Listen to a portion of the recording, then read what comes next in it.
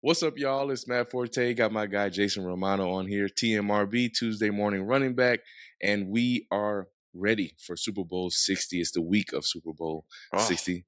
5 days And away. We oh got the big man, game coming up. and it's all about the build up, right? Oh, The yeah. allure of the game and all the stuff going around, which the players have to try to distract and Mhm. not be distracted or try to block out. And thank you also to our sponsor. One of our sponsors will be hearing from Jimmy Mellado, the president and CEO of Compassion International, later Ye on in this podcast. But yes. man, Thank you to just them. There's a excited lot going about on, Matt. previewing this game.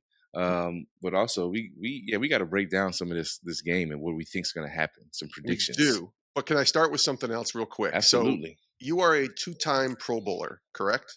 that's right. What years did you play in that game? Do you remember the 2 Oh years? man, it was, let's see, Um, 2012, I believe, sounds because it okay. was after the 11th season. Okay, so the Um, 2011 season. Yep. and then Was it 14? 2013 or 14, one of Okay. those. So, Yeah, one around that time.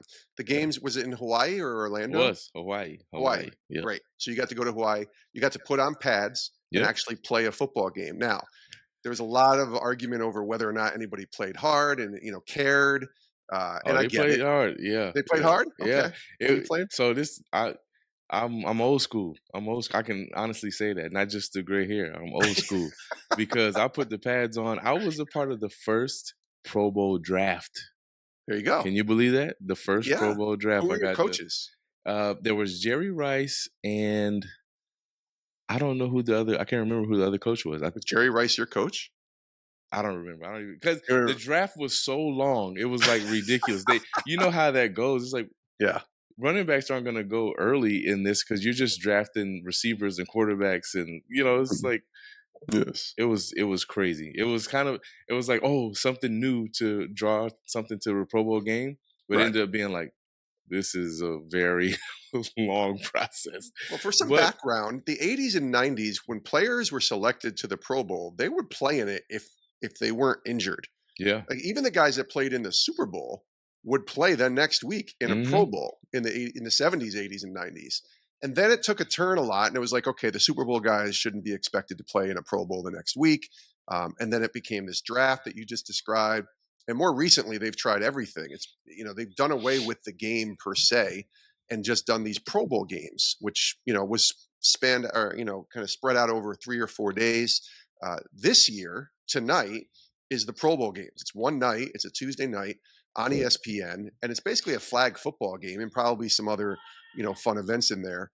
But it's a flag football game, and you're not seeing the best of the best, which is what the Pro Bowl used to be. You're hmm seeing Shador Sanders. No knock on Shador, but he's a quarterback in the Pro Bowl representing the Browns. So that tells you kind of where we are with what we're doing here as far as the Pro Bowl games. So, what are your initial thoughts on that, and maybe even what are your I don't know your ideas, if you yeah. have any, on how to fix this thing? I do. I do. I remember my first Pro Bowl. It's me, Marshawn Lynch, and Shady McCoy as the running backs, and we had That's Mike pretty good Michael players. Michael Yeah, Robinson as the fullback.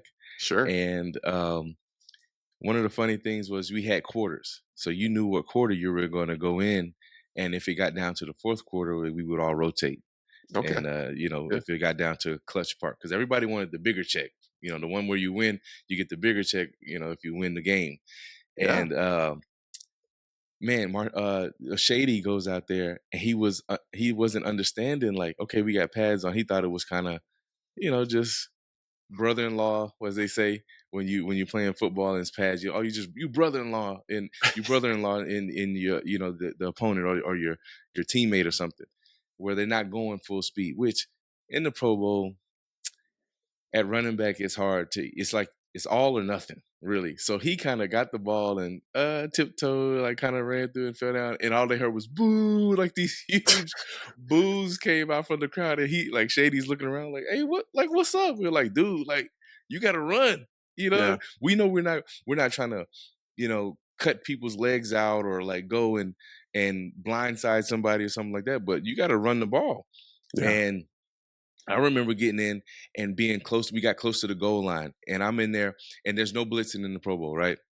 And Eric Weddle is at safety, and we're close to the goal line, so he's in the box, and he knows I'm getting the ball, and at the snap, he literally blitzes, but they don't call it, and like gives me stuffed in the backfield, or I got like a 1-2 yard game, and I get up, I'm like, bro, what are you doing? He's like, hey, Forte, I can't let you score. I'm like, all right. So then, like, as it goes, the game gets turned up a little more. It gets heated. It does get heated. But Yeah. it's really out there. I mean, the QBs and the receivers, they're all on the same page. And, like, you got the best quarterbacks in the league Yeah. out there. And the way, I mean, I can remember, although he was a rival, Aaron Rodgers being on my team, and they had two plays called where if they're have a certain defense and something's open, he'll zip the ball out there. He's one of those only quarterbacks that don't have to take a drop, and he has that little whip that he can throw the ball out there. Flips it, yeah. And you could hear it whistle. And I'm like, that's different.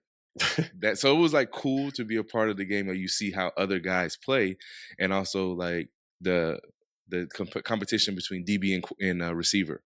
And Yep. guys are battling. It's a lot of 50-50 balls where you don't know who's going to catch it or not. So that competition stuff was really cool. I think what would help the game now, because everybody's so afraid of injury, Right. and I get it. There was a time where a guy went to the Pro Bowl. There was like a beach football game, and he ended up tearing an ACL or something like Yeah, that. New England Patriots player, I think in the late 90s. Yeah, Yeah, that's so, right. and that did happen. But they used to do, I remember loving watching those guys like Larry Allen get on there and bench press like 50 times Right. 225 or something. And then Yeah.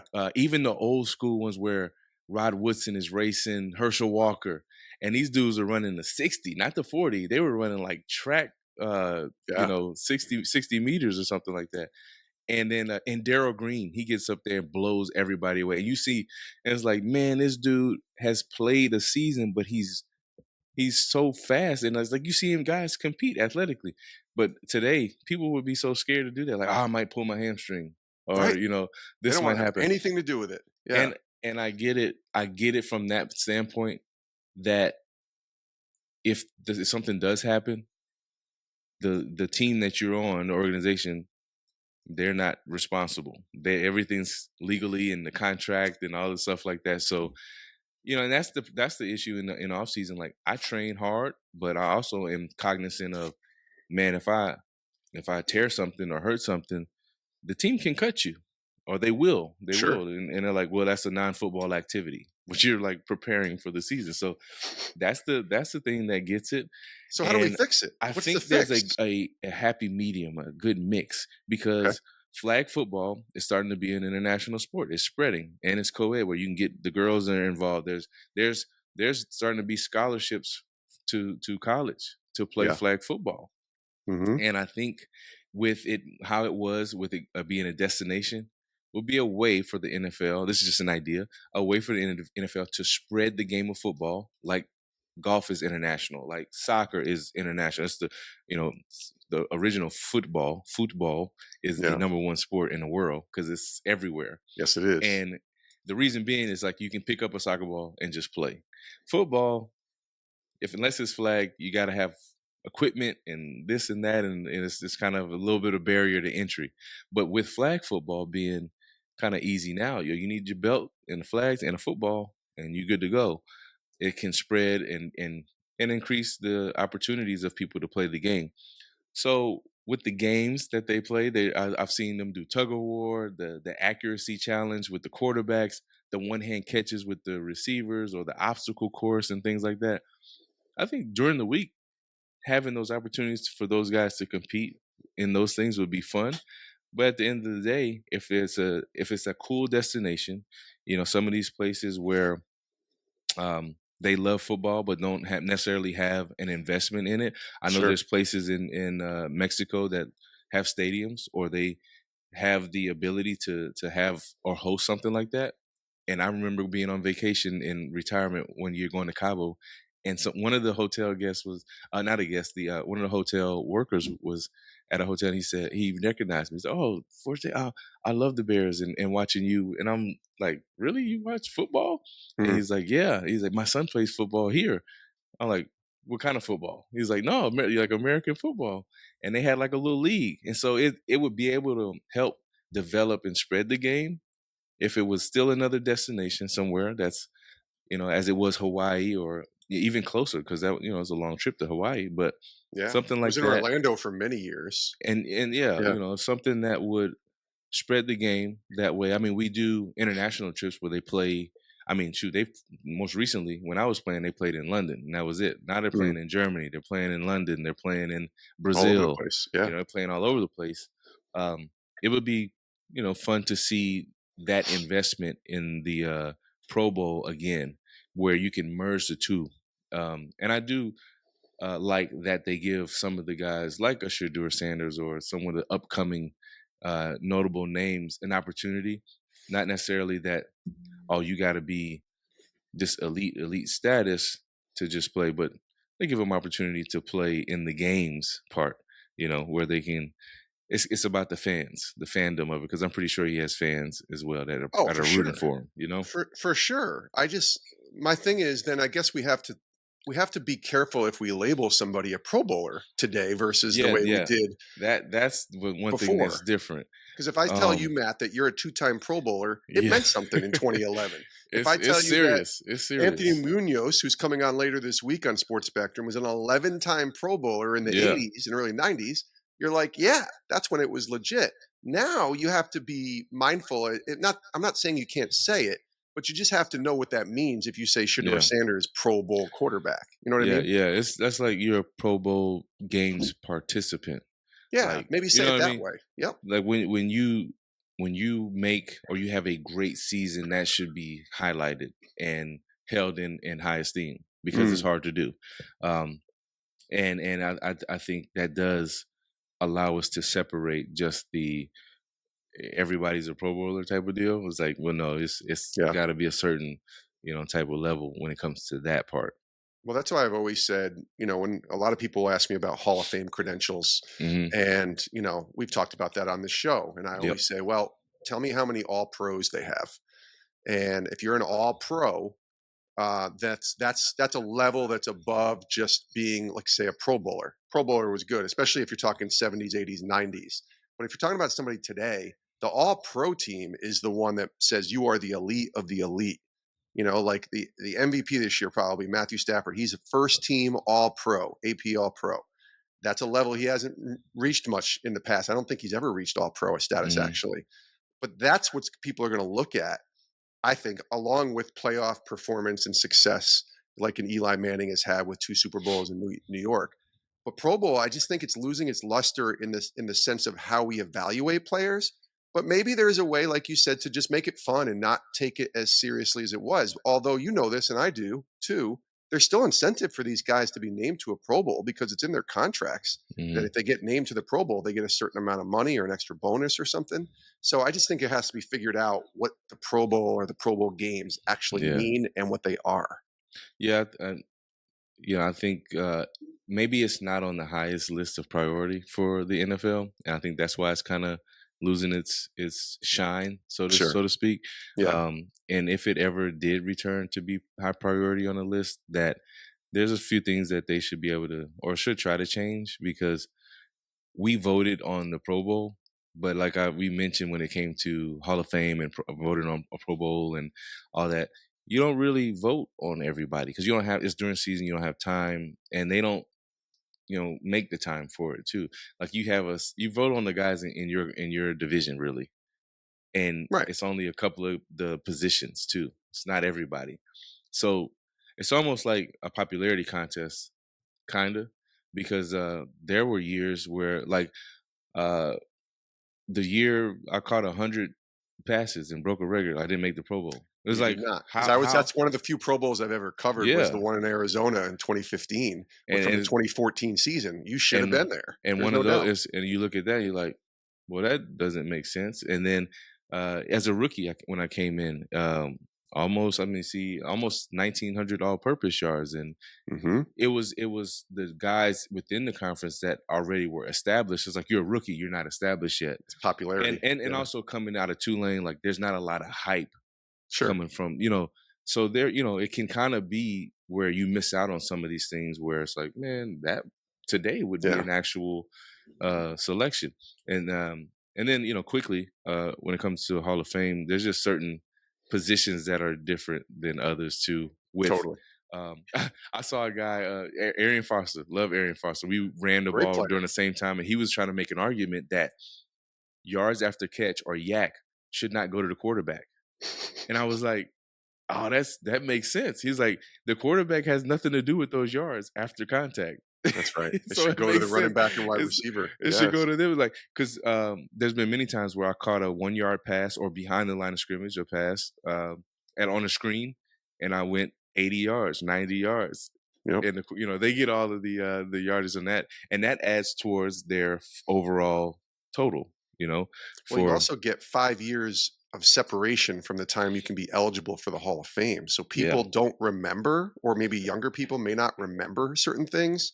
So they only go to the stats. Mm-hmm. And that's why Eli hasn't gotten in. He didn't get in this year either. And that's 2 years in a row. Which is crazy. Which is crazy. Yeah. I actually make the argument that he should be in the Hall of Fame, but he wasn't a Hall of Famer. But that's another, maybe we can do that in the offseason and I can make that explanation to you. Because when he played, he was a very average in terms of what he accomplished quarterback, stat-wise. Not stat-wise, I'm sorry. Wins and losses wise, interceptions, things like that. Completion percentage was not high. Never made an all-pro team, only 1 or 2 Pro Bowls, but he won 2 Super Bowls and beat Tom Brady twice. Yeah. So he needs to be in the Hall of Fame. But we have this 5-year gap in between that we either remember them a lot differently, like we don't remember certain stats, and then we do want to remember other things that either hurts or helps your chances to make the Hall of Fame. Yeah. So yeah, anyways, because if we're looking, I love to talk about this with like running backs and stuff too, because the game has changed. Back in the day, running backs didn't really catch the ball a lot, and then you saw a lot of 12,000, 13,000 rushing yards, and those guys that are crazy like Walter Payton or Emmitt Smith, where they're like in the 18 or the 30, like 16 and 18,000, 18,000 yards. Yep. So it's like, okay, if you got a guy now, and there's a guy back in the day who rushed for 13, 14,000 yards.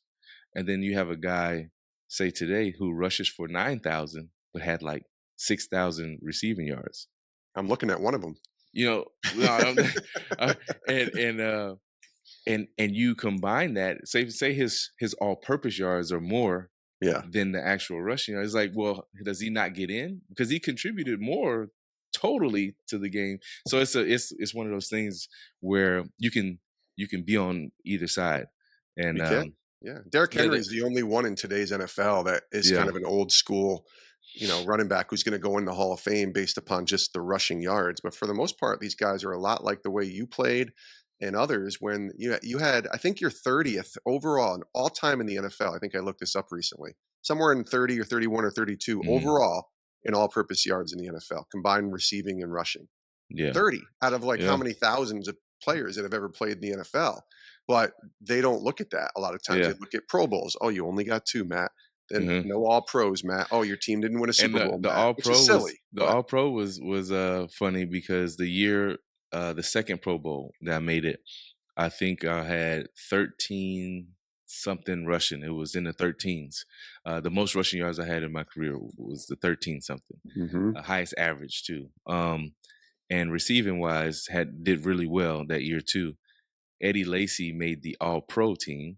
I remember this because it's Green Bay too. But I think he was in the 11s or something like that. And it's like, well, how does he make All-Pro when the stats were not the most when it comes to even the same division? So that's one of the things too. It's like, where does the AP stuff come from? It's kind of the same with the Pro Bowls. Like, some of it is influenced by what team you were on or who's liked and things like that, which I don't know. My Bears get a lot of hate, even today. That's why I love that they were balling this year. I still got my flag. I'm waving it. You're hanging in there. I love it. I hope this week, as we're, descending on Radio Row, obviously we're recording this before we get to San Francisco, but I hope when we get there that there's a bunch of Bears guys that just walk by and you're like throwing the flag and hey, let's go. I'm going to bring it. Yeah, I'm going to bring Maybe it. It's Caleb, Williams just walking around Radio Row and you're like, give me a big hug, man. You were great this year. Something like that. So that'll be awesome. I'm giving out bear hugs. Bear hugs. There you go. I love that. Well, let's transition real quick. And we don't have to spend a ton of time because I think you're going to hear an exorbitant amount of Super Bowl preview coverage this week between every guest that we have on, between the players that we're going to talk to, and tonight and tomorrow, I should say, and throughout this week, we'll be talking to different players from both teams, the Seahawks and the Patriots. So let's just real quickly, let me get your one answer thought here on the key to this game. The Seahawks are favored by, I think I saw it was 4.5, which is fairly high for a Super Bowl. Seattle, a lot of people think they're going to roll. I think all of ESPN predicted, an early prediction of who's going to win a Super Bowl, and everybody picked Seattle. For you, keys to the game. We'll do our prediction at the end of this podcast because I want people to hear Jimmy Mellado first. But what's your key to this game, in your opinion? Man, looking at these two solid teams, and not to go, because all the covers go too far in depth. Yeah. These two teams are going to be highly prepared for each other. As we talked with Dan Orlovsky most recently, McDaniels being in his 24th postseason game. Yes. Young quarterback, but he's going to have him prepared. He's been here before. He's been in the comeback type of games in the Super Bowl. He's been in the ones where they've blown people out. He's been in this situation. So it's nothing new to him, which helps when you have people who've been where you're trying to go. So a lot of people predicting like, oh man, see how Seattle's going. It's going to be a tough, hard-fought game. So keys to the game, I think, is going to be third down conversions. It's going to be boring. That type, not the game is going to be boring, but the keys to the game are going to be boring. It's going to literally be execution. Yep. Converting on third downs or fourth. And we may see one of those, if someone makes a mistake of the field goal, not getting the points in the Super Bowl, yes, then we have the best podcast in the world because we're the only ones bringing this up about this problem. Take the points, please. Whether or not someone takes the points, the third down and fourth down conversions, and then obviously the turnover matchup. Who wins that, or who is more in the red zone, more efficient. And it could be, with two stout defenses like that, it could come down to red zone between 3 and 7 points. What happens? Are you converting? Are you getting field goals, or are you getting touchdowns? If you were to lean one way or the other, we'll do your prediction at the end, but if you were to lean one way or to the other, would you say this would be more of a low scoring game, which is kind of where New England might play that close to the vest, or would you see it more high scoring, which I think Seattle would like to see? I see it being more not low scoring game. I do see it being somewhere around, not like super high. It's not going to be like in the 20s, 40s, but like in the 20s, something like that, where it's. I think it's going to be close. It's going to be a really close game. It's going to come down to the wire and be in the 20s. All right. Well, we'll get your prediction at the end. Here's a couple of which is more likely to happen. They're not necessarily prop bets, Matt, but more likely to happen. So which is more likely to happen? A receiver recording 200 plus receiving yards in your eyes, or a running back recording 200 plus rushing yards in this game?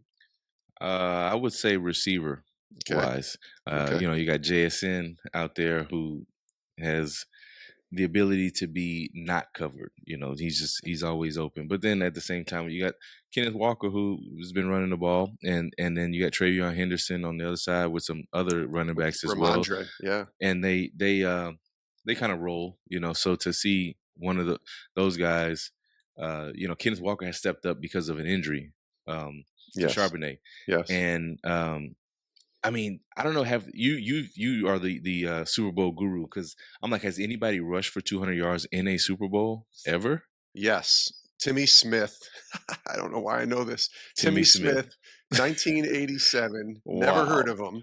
For the Washington then Redskins, rushed for 203 yards in their win over Denver. I think it was 42-10. Dude. And basically, you never heard from him again. If you look up Timmy Smith, he very rarely even ran the ball during the season. But what a story to tell your grandkids. It's an incredible story. I don't think it worked out well for him, by the way. I think he got in some trouble legally wise after. But yeah, imagine that. Like the best game of your career is a Super Super Bowl. Bowl, Yeah. but you pretty much don't do anything else around your career. I It's think like I'd trade. You'd take that, wouldn't you? I don't know. I hope, well, Would you trade hopefully, 10 years in the NFL, what you did for 200 yards and a Super Bowl victory? Forget all the legal nah, stuff. Would you trade it? nah, I don't think You so. don't think I don't so? think so. Okay. I mean, Fascinating. so I don't get to play You don't 10 get to play years. any 10 years. You don't get the, 8 years with the Bears, the 2 years with the Jets. You don't get the almost 10,000 rushing yards, but you do get a 200-yard rushing game in the Super Bowl. I think 2 touchdowns at least, maybe 1, but a Super Bowl ring as well. Yeah, I think the body of work is just more valuable than just the I agree with you. you know, Yes. But there is a Super that's Bowl and 200 yards in a that's rushing game. So yeah. I mean, that's that's hard. pretty good. That's a great question. It's a great question. This might be something to pose next week, or as we come across these Yeah, players this week, and then also when we go to PAO in a couple of weeks, it might be fun to ask that. definitely. Let me ask you one more, and then we'll get to our interview with Jimmy Mellado from Compassion. So, which is more likely to happen, a special teams touchdown scored or a defensive touchdown scored, Ooh, in your opinion, knowing these two teams? man, knowing these two teams, it could be both. It could I be, mean, you got especially Seattle. Seattle with Shaheed, who Yeah. has already done it, and being that he didn't start the season with that team too, to just kind of come in and take off like that. And then both defenses have that ability. I mean, they have been solid and stout. Everybody knows about Seattle's defense. There's a lot of talk about how good or great, or the similarities of the Legion of Boom, Yep. from them and them being the dark side. But I mean, the Patriots and how Vrabel is a Super Bowl defender. He's done it. Yeah. And he's going to have them prepared and ready. And they scored on defense. That's how the Patriots not try to. That's how they would get you. Yeah. They would defer and get the ball in the second half, but they would go down and score and get defensive scores, and then they get the ball in the second half, and before you know it, it's 28-7, and you're like, what just happened? So I think both special teams has the ability and a defensive score. I think it's more likely that we'll see a defensive score because special team scores are more rare, I'd say, in the Super Bowl. But I wouldn't be shocked if Rashid Shaheed pulled a Devin Hester and got the opening kickoff and just took it back. I wouldn't be like he did against San Francisco a few weeks ago. Cool. So we again want to thank our partners and sponsors, Compassion International, who have just been awesome partners for many years. But for this week, Super Bowl 60, they have come in and said, you know what, we want to help underwrite and support what you guys are doing here in San Francisco for Super Bowl 60. And part of that, Matt, was a great opportunity for you and I, really you, to talk with Jimmy Mellado, who is the president and CEO of Compassion International. So I want people to take a listen to that interview. And then, Matt, you can debrief it on the back end, and then we'll get our Super Bowl picks here on Sports Spectrum's Tuesday Morning Running Back. Take a listen to Jimmy Mellado here on the show. Welcome in, Jimmy Mellado, to the podcast here, and Compassion International CEO and president. I'm honored to be on the podcast with him. Compassion International is also a sponsor for us during Super Bowl week coverage, so thank you for that, as you are helping us to bring the coverage of the Super Bowl and on Radio Row, and the personal interviews, the one-on-ones, and all these things that everybody's gonna see and tune into. So we appreciate that. But man, good to have you. Good to see your face. Haven't seen you in person in a while, but good to see you again. No, it's going to be a blast. Thanks for the invite. This is just a joy, especially Super Bowl week. So fun to be with you guys.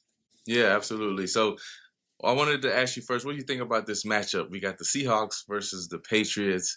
I know in my heart, deep down inside, that you're a Bears fan. I know that. So I just wanted to ask you about this Super Bowl matchup. It's just because that's the teams we have to kind of watch because they made it. So with the Seahawks and the Patriots matchup, what do you think about going into the game?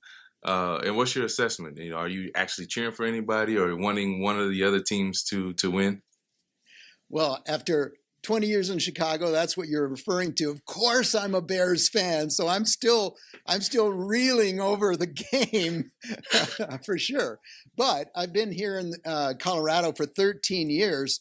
And when I got here, Peyton kind of came and so won a Super Bowl. So I'm kind of a Broncos fan too, but kind of like my second team. So I'm reeling from that game too. So I'm like two like hits there. But I love Super Bowl week, love Super Bowls. I grew up outside the United States, and there was one thing we would see live every year, and that was a Super Bowl, no matter where we were. So I just love it all, the drama of it, the competition of it. And do I have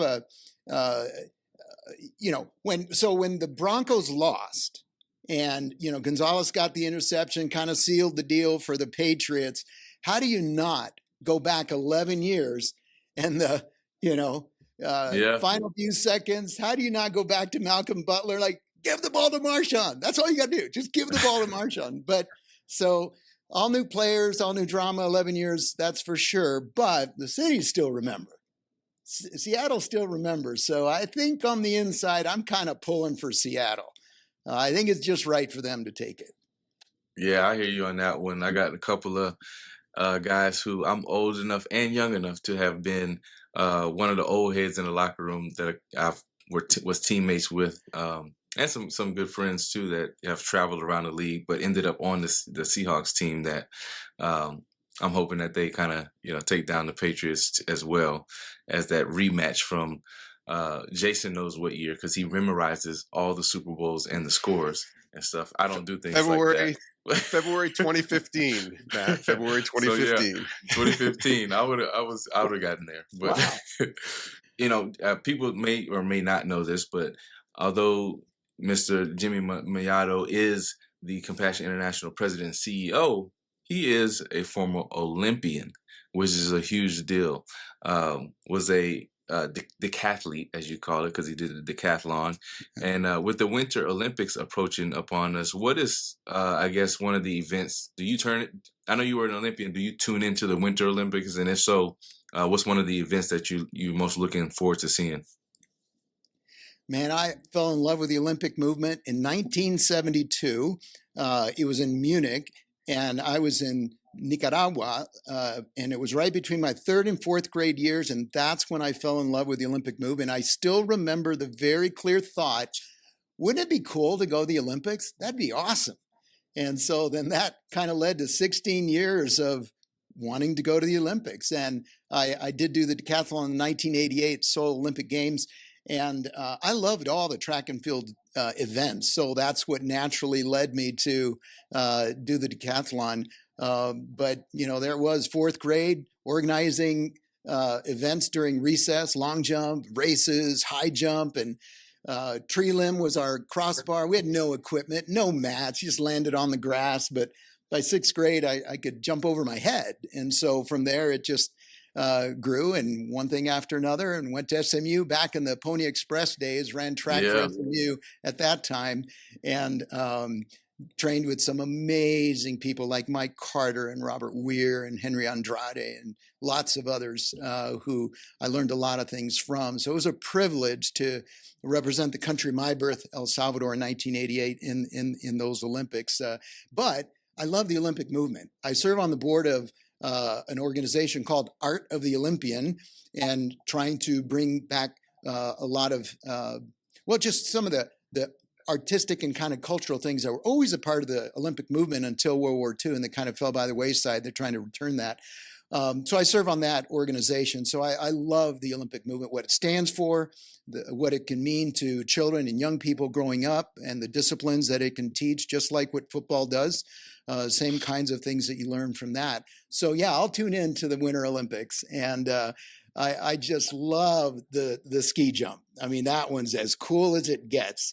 To jump and see, how far they can go down the hill, literally flying, which is pretty cool. You remember, those maybe a little older would remember the ABC Olympic, kind of the exhilaration of victory, but the agony of defeat. The poor guy. Yeah. So I just always been intrigued by that. Awesome. Just that ski jump thing. Pretty cool. Yeah, absolutely. Those always amaze me because, I'm not a winter guy, even though I live in the frigid, temperatures of Chicago. And I've never been skiing, but it does amaze me when I see Olympic athletes do stuff that I've never even tried. And it's just, you kind of just stand back in awe, like, I know that's super hard to do, and you have an appreciation for that as well. And I heard back in the day that you might have been, because you were there at SMU during the Pony Express days, that you might have given Eric Dickerson a run for his money in a race. I heard you were pretty fast, so I just wanted to throw that out there. A lot of people maybe wondering, oh, the decathlon, oh, you just do. You're good at a lot of different things, but I heard Mr. Mellado was pretty fast back in the day as well. Well, it was fun to have all the football players come in the spring. Back then, Ron Meyer was the coach, and they were like, "Oh man, we wanted you to go 100% football," but we had a good track team, so it was partly good because we had the football players cross over, like Mike Carter and Russ Carter and others. So, yeah, no, it was fun having them around. Absolutely. And so Summer Olympics 1988, which, I mean, you look way too young to have been in the Summer Olympics of 1988, but what bring us back to that experience. What was that like to just kind of as a kid looking back, and then that being the hopes and the dreams, and then actually seeing it come to fruition, like, man, I'm in the Olympics?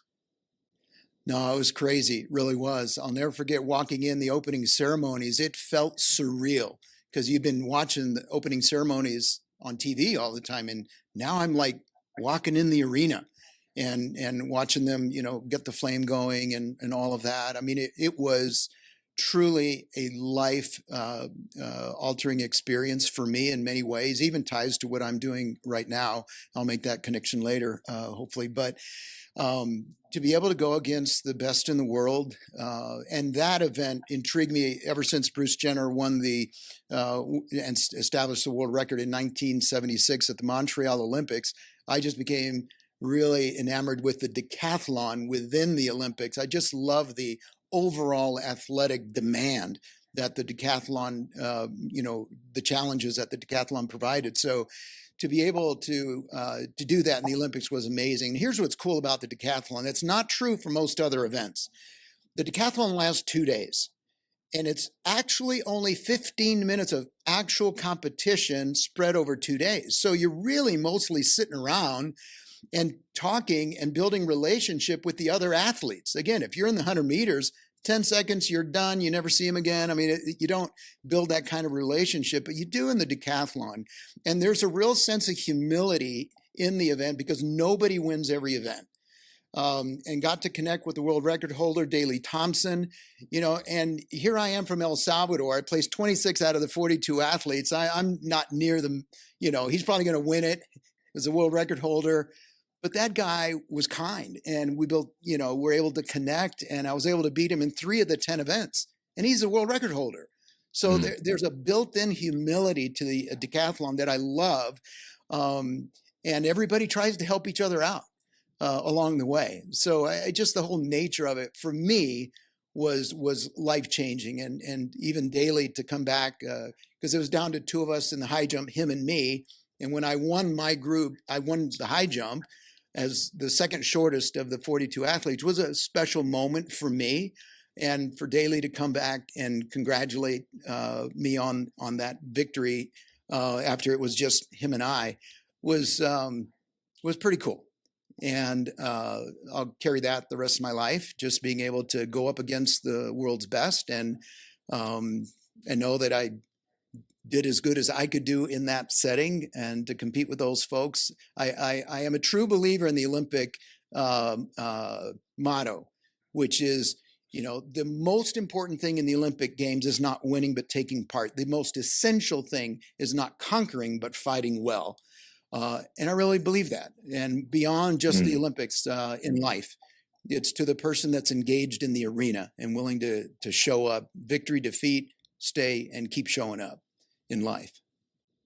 Yeah, that's good. I mean, that's a better answer than I had even hoped for, because, man, that's just so evident in life. Just showing up, right? I think people in today's culture always think like I gotta conquer it or have to be the greatest right now without the process. And I'm even teaching my kids that, like, you got to fail a lot first before even becoming good at something. And I love that the mindset of that you had going into the decathlon of being like, nobody's going to win all 10.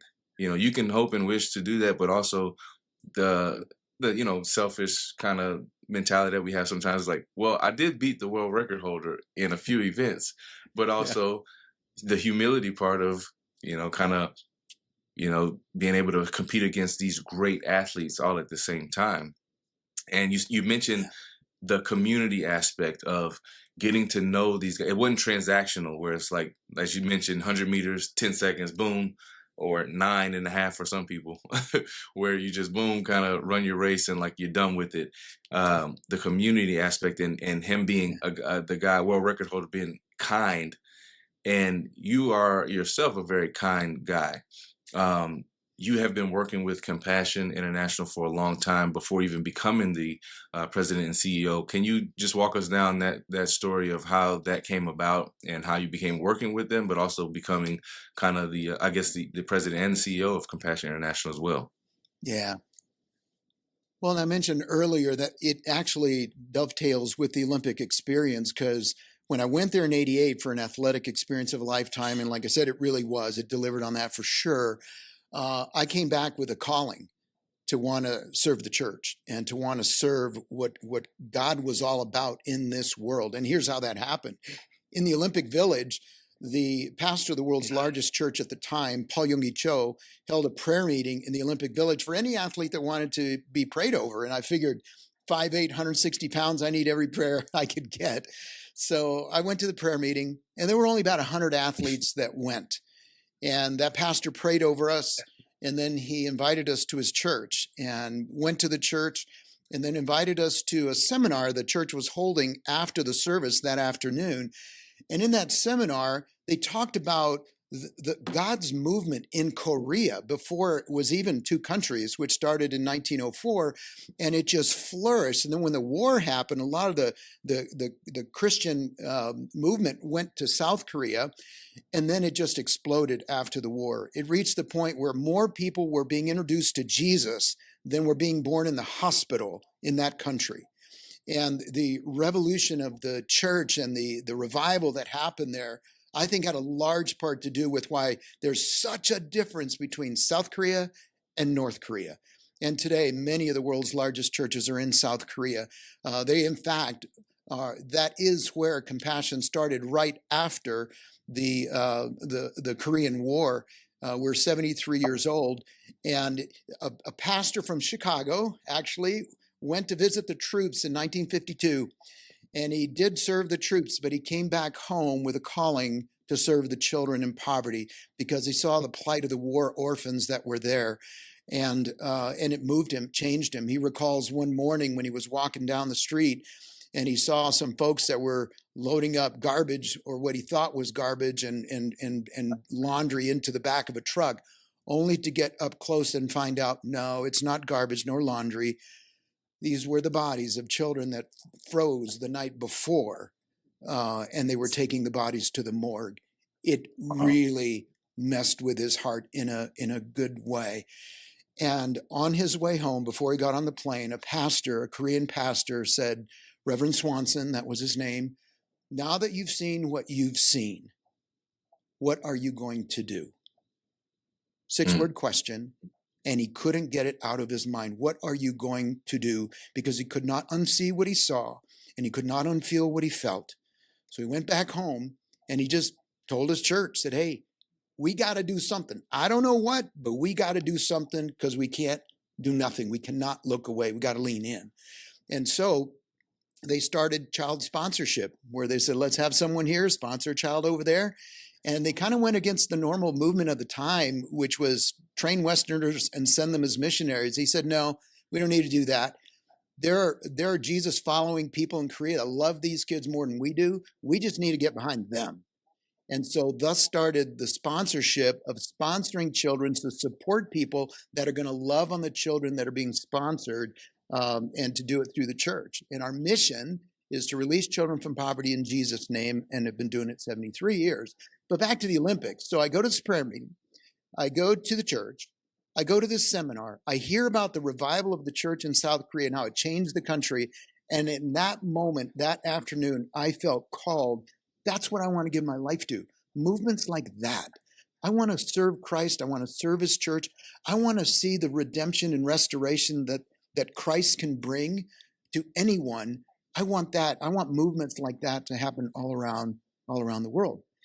So one thing led to another. I got involved in a ministry, a church equipping ministry in the United States, serving mostly well-resourced churches. But then something happened where I was in a meeting, and it was really kind of my next step to come to compassion. We just read the book Divided by Faith, and the pastor of the church, we were sitting around a leadership team, and I was the president of the Willow Creek Association at the time. And I'm sitting in the circle, and the pastor said, "Hey, we're not reflecting the diversity of our community. We don't have diversity in our congregation, our volunteers, our staff. We have no diversity among our leaders." And I'm sitting in the circle, and I'm president of the association. And I thought, well, that's interesting. I wonder if they know that. And so I slowly raised my hand, and I said, "Now, you guys know my real name isn't Jimmy, it's Santiago Heriberto Mellado, and that I'm Hispanic. I mean, you know that, right?" And they all laughed. And then the person next to me, not wanting to hurt me at all, leaned over and put their arm across my chest and said, "Oh, yeah, but you don't count." And I thought, ooh, I wasn't, two things hit me really hard in that moment. The first was, well, you got what you wanted. Because I grew up outside the United States, my parents had been married 67 years. They moved 41 times. I grew up in the developing world. My mom grew up in poverty. I lived through 3 coups. My dad got arrested by Manuel Noriega in Panama. Didn't know if he would get out. He did. But we lived through a lot. And I wanted to come and leave that world behind and go to the United States and live here and try to be successful here. So the first thought was, well, you finally made it. You're here. You're not seen as Hispanic. You're seen as American. Because wherever we lived outside the United States, they always sent us to American schools, but the Americans never thought I was American. If we lived in Panama, I thought I was Panamanian. If it was Bolivia, they thought I was Bolivian. Colombia, they thought I was Colombian. And I wanted them to see me as American. So finally, I'm American. I'm Caucasian. I'm not Hispanic. I'm Jimmy, not Santiago. And the second thought was more Holy Spirit haunting. And it was, and that's not you. Why are you running away from who I created you to be? And that started the process of growing our organization's reach into Latin America. That's when we went in and ran into compassion, because compassion it's Christ-centered, it's child-focused, discipleship and development, and it's church-driven. We only do compassion's ministry in partnership with local churches around the world, 10,000 of them, growing by about 1 a day as that network grows. So we just kept running into them and partnering more and more and more. And then the former president, dear friend of mine, said, "Jimmy, I'm going to retire next year. And in my quiet time, I'm sensing you're going to come after me." And I was like, well, God hadn't told me yet, but so I'll start. God asked if I'd be open to it. And the words of the president of the Olympic Committee from El Salvador came back to mind, because I had a bit of an encounter like Ev Swanson did before he got on a plane. Before I got on the plane after the Olympics, leaving El Salvador, we got to meet with the president and connect with him and just celebrate what happened in the Olympics. And so I was about to get onto the plane, and the president of the Olympic Committee pulls me aside and he said, "Jimmy, all of our high potential young people that can leave do leave. They go to the United States, Europe, Canada, and they never come back." And then he literally put his finger in my face kindly, but he said, "Don't forget us, come back." Those words, some almost 15 some years later came back into my mind, because I felt like I did forget, and I did leave because I could leave. Coming to compassion for me is coming home. It's coming full circle to, yes, still serve the church, but to serve the church in some of the toughest communities in the world, and to build a bridge between the church of my youth and the church of my adulthood, and give the rest of my life to helping expand that bridge so that the church can serve the church. And it's not like this, like wealthy churches serving poor churches. No, it's churches that have certain kinds of resources, helping churches that have lack of those resources. But that church that lacks certain things might be rich in other things that the church with a big bank account might be poor in. So it's really like this. It's mutual partnership in helping the church kind of, be a part of this redemption restoration process, through compassion. So that's 1 year later, after the president said, "I think you're going to come after me," that in fact did happen. And for me, I can't think of anything more congruent in my soul than to be doing what I'm doing now, because it really puts all the parts in my life together. And we actually have a partnership with the Olympic Committee in El Salvador. Our pastors run their sports programs in El Salvador Nice. because they want to allow sports to be accessible to every child, even children in poverty.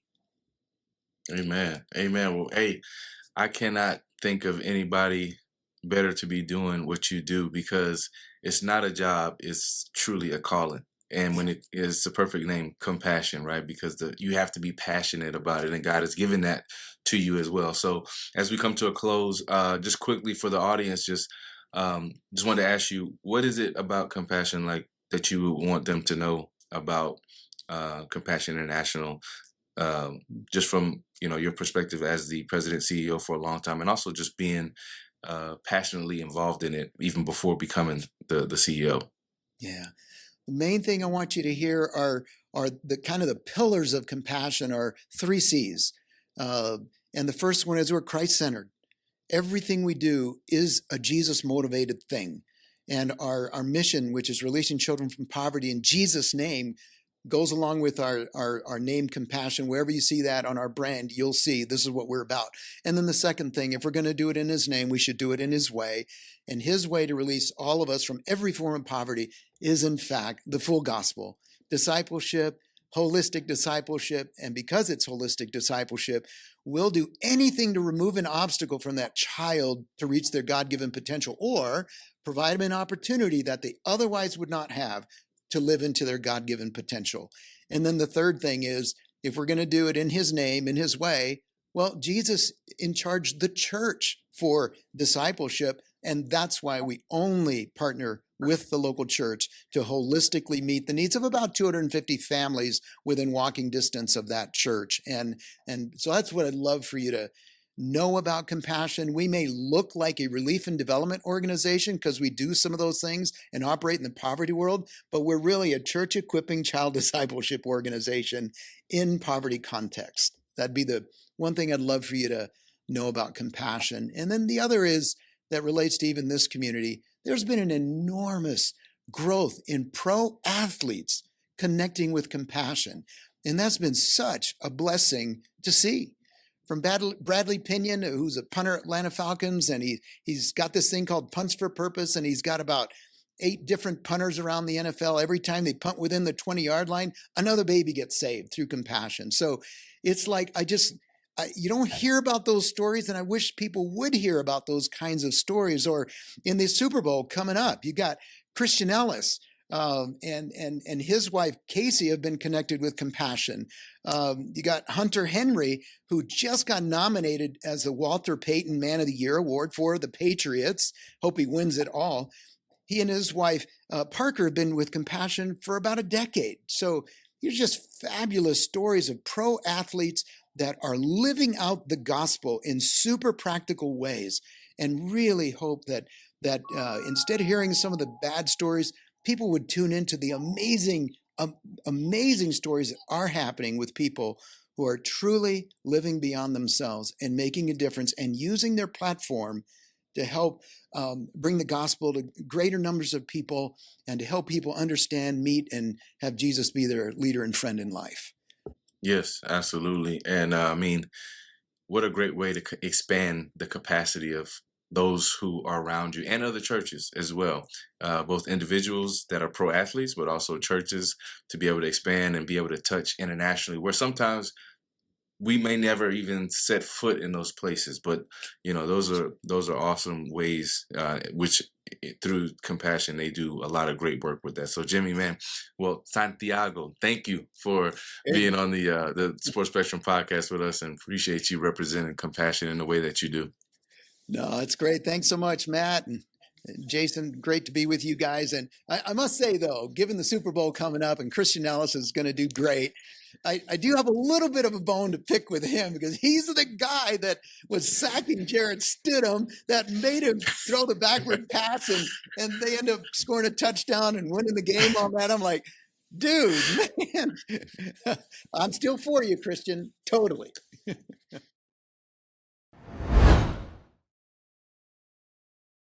That was our guy from Compassion International, Jimmy Mellado, who is a great friend of ours. Yeah. And man, actually, my wife went to school with his daughter, with one of his daughters. I heard that. That's pretty crazy. Really cool connection in that aspect. And yes, he is a Bears fan. So, you guys heard it.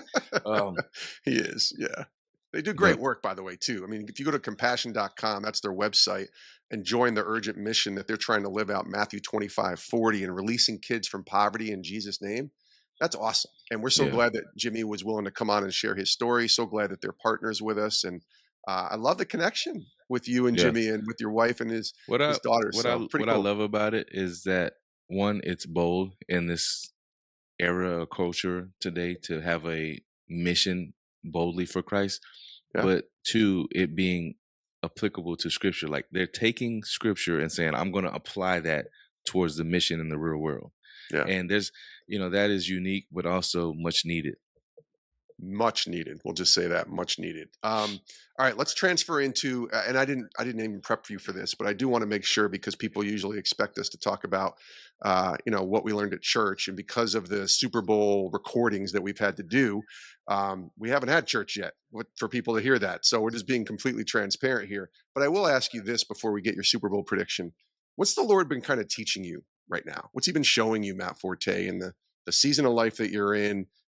There's a lot going on. We talked about it last week on the show with Jonathan Stewart about just kind of what's happening in the world and the need for unity in the body of Christ. But what's the Lord been showing and teaching you right now? Man, I think what the Lord has been teaching me is he's been strengthening my faith and trust. We have talked about it on this podcast many times, is the difference of loving God or believing in God and trusting him. Mm-hmm. And he continues to reaffirm that each and every day by just some of the things that I see out of obedience that happen, or disobedience. And you're like, man, I didn't get to, see this part because I wasn't obedient in that. Or I was obedient in what God was asking me to do. I said yes.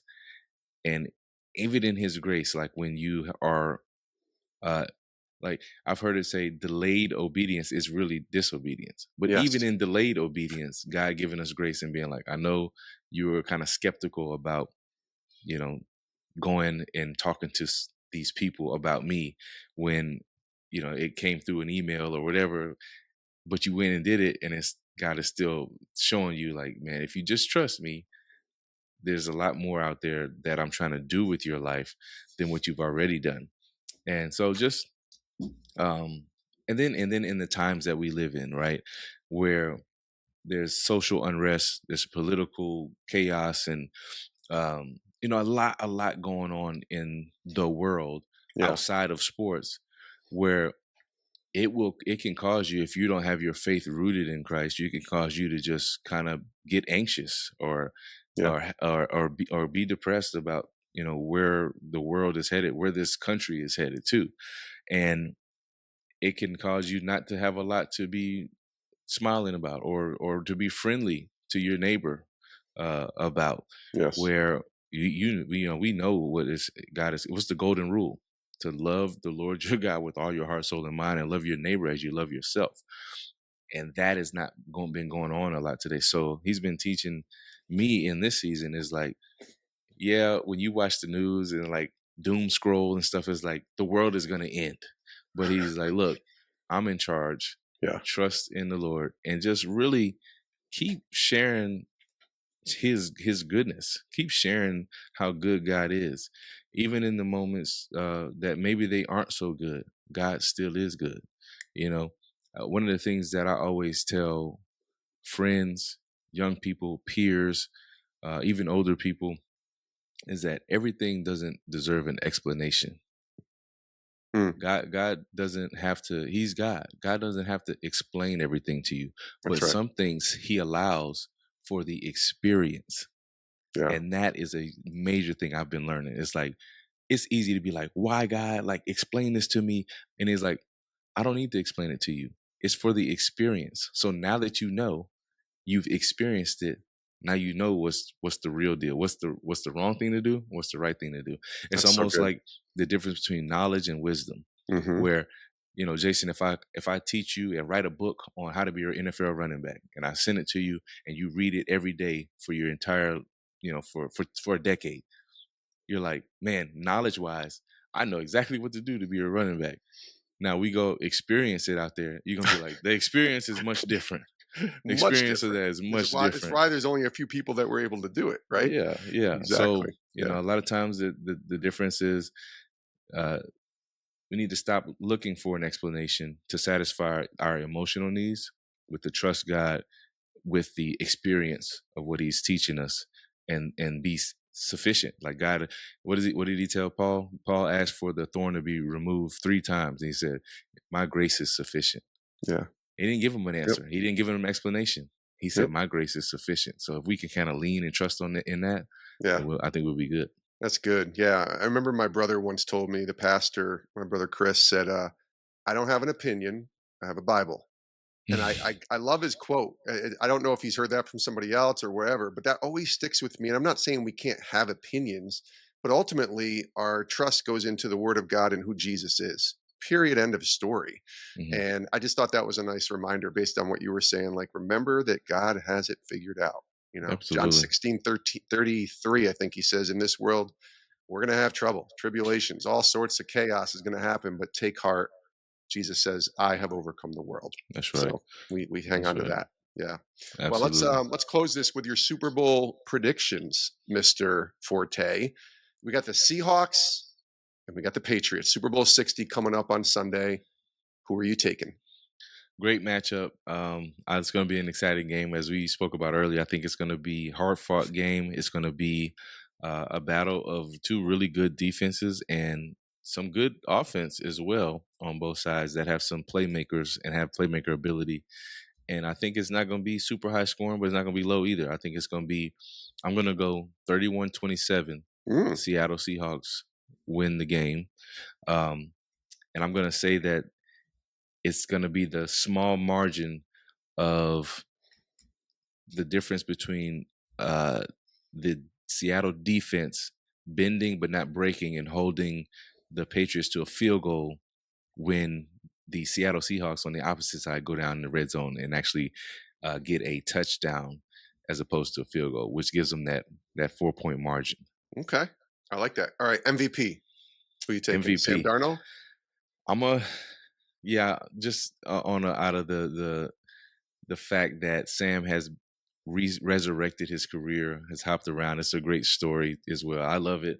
I think Sam is going to earn the MVP of the game, being able to spread the ball around and protect it and not have turnovers, and then let his defense do what they do and go out there and win the game. I like that. It's a great pick. Okay, so my pick, I'm just going to stay on that same theme. I think Seattle's going to win too. I wanted to pick New England just to be different because it's fun for us to be different. I just think Seattle's going to win, so I got to stick with that same pick as you. I'll say a little bit lower score. I'll say 27-20 Seattle. I think it'll be close, and Seattle will be able to pull away. And I'll go with a different MVP as well. I'll pick Jackson Smith and Jigba.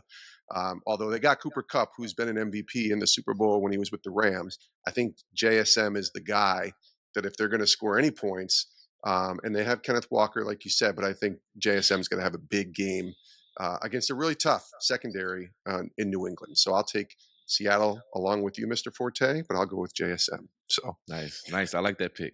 That's a good pick. All right. Yeah. So we got Seattle. We're riding the Seattle train here. No disrespect to the Patriots. There are lots of great stories that we want to bring to you this week from both the Patriots and the Seahawks, and on Super Bowl Radio Row with legends and Hall of Famers and many of the guys that you've heard of. It's going to be a great week. Cannot wait to get out there, partially because it's snowing and 0 degrees here in Connecticut, and it's sunny and 62 in San Francisco. And it's cold in Chicago too, Matt. So I know we're going to be happy to be in some warmer weather getting to San Francisco. And again, thanks to our partners, Compassion International, and also to Adoption is an Option, also sponsoring us this week for our Super Bowl coverage. And yeah, it's going to be a great week, Matt Forte. Let's go. Let's go. Ready for it. Super Bowl 60. Here we come. Here we come.